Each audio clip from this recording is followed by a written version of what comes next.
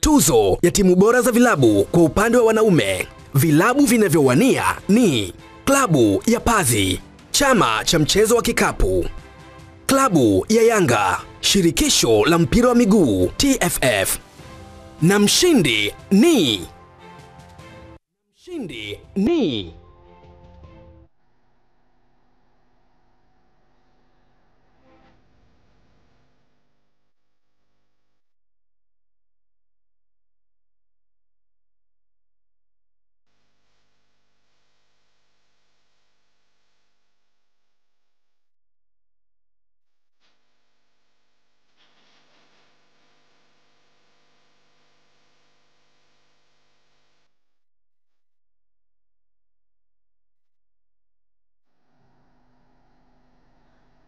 Mheshimiwa mgeni rasmi, Mheshimiwa Waziri Mkuu wa Jamhuri ya Muungano wa Tanzania,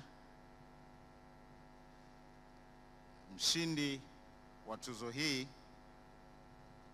ni klabu ya Young African Sports Club.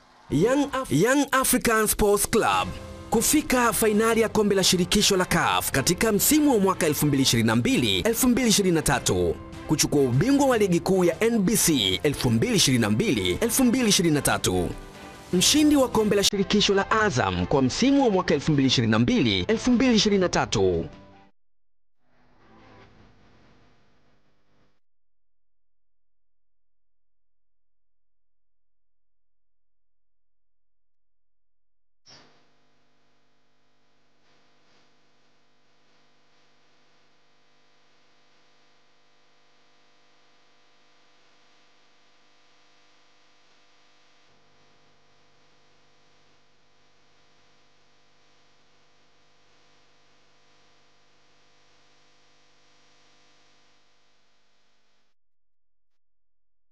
Hivyo.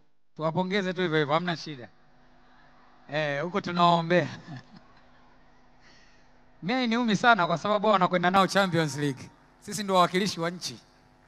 Haiumi sana.